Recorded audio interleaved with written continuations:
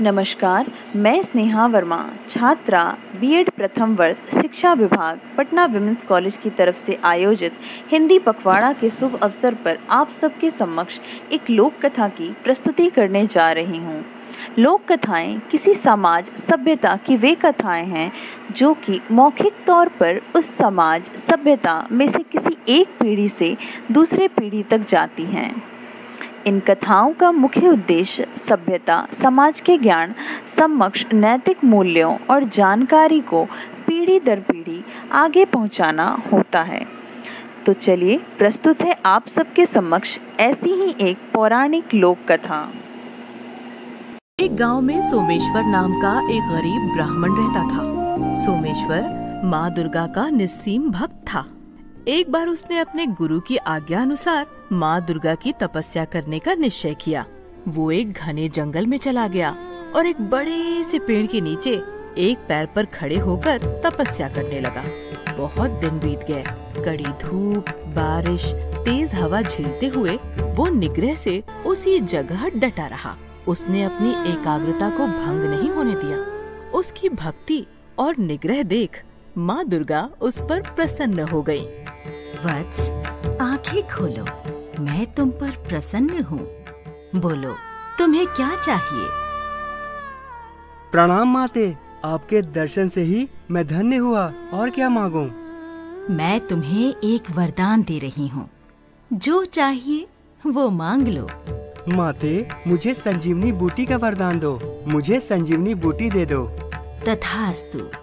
सोमेश्वर को संजीवनी बूटी देते हुए माँ दुर्गा ने कहा, वत्स, ये संजीवनी लो। जिस किसी मृत व्यक्ति पर तुम इसका प्रयोग करोगे वो फिर से जीवित हो जाएगा। किसी भी मृत शरीर पर तुम इसके पत्तों का रस छिड़कोगे तो वो फिर से जीवित होकर पहले की तरह शक्तिशाली हो जाएगा। ये संजीवनी ना कभी सूखेगी और ना ही कभी खत्म होगी। इतना कहते ही माँ दुर्गा गुप्त हो गई। संजीवनी बूटी पाकर सोमेश्वर आनंदित हो उठा और वो अपने गांव की ओर निकल पड़ा। रास्ते में वो सोचने लगा, इस संजीवनी की सहायता से मैं मृत्यु पर विजय प्राप्त कर सकूंगा। अब इसके आगे गांव में किसी भी घर में दुख नहीं होगा। गांव के सभी लोग मेरी प्रशंसा करेंगे। पूरे गांव में मैं प्रसिद्ध हो जाऊंगा। ऐसा भी हो सकता है कि सब लोग मुझे गांव का सरपंच ही बना दे। चलते चलते उसके मन में फिर एक अलग ही विचार आया। क्या कहीं माँ दुर्गा ने मेरे साथ कोई मजाक तो नहीं किया? यह कोई साधारण से पत्ते तो नहीं? यह सच में संजीवनी बूटी है कि नहीं, ये जानने के लिए मुझे कुछ न कुछ करना ही होगा।